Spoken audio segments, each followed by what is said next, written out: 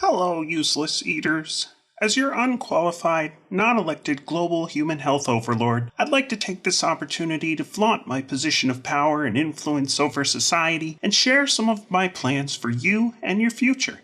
When I amassed my fortune in computer software, I demonstrated that I was willing to lie, steal code, cheat my partners, and exercise monopolistic control to destroy my competitors. Now that I've retired, I can rebrand myself as a humanitarian. With my for-profit foundation masquerading as a charity, I can advocate for population reduction and sponsor mass human experiments with unproven vaccines in vulnerable populations. Like my father, a powerful banker, eugenicist, and Rockefeller crony himself, it's always been my ambition to decide who lives and, more importantly, how many have to die. Whether it's under the guise of climate change or world health, it's really all about controlling and culling the human herd for fun and profit. In November of last year, I hosted Event 201, a war game simulation of a global pandemic. Leaders from private corporations, global banks, governments, and the media got together to strategize ways they could align in lockstep when responding to a worldwide health crisis. Using a coordinated campaign of fear-mongering, intimidation, social shaming, and economic blackmail, we realized that we could get around dangerous philosophies like individual liberty and national sovereignty. With an obedient population, we would be free to implement our own top-down solutions, like forced quarantines, social distancing, contact tracing, and mandatory testing, as a means to seize technocratic control of society.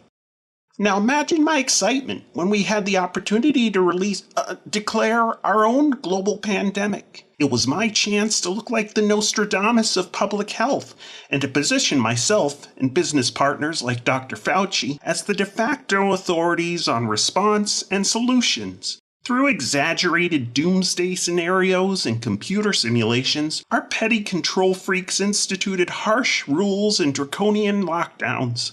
Even after our dire predictions proved false, scared and well-meaning people continued to submit to the arbitrary and foolish demands of their so-called leaders. Having achieved global lockdown and medical martial law, we will continue to hold hostage your ability to congregate, work, travel, or do just about anything until we're prepared to roll out our bigger plan. I'd like to call this Pandemic 1, because believe me, we have others in the works.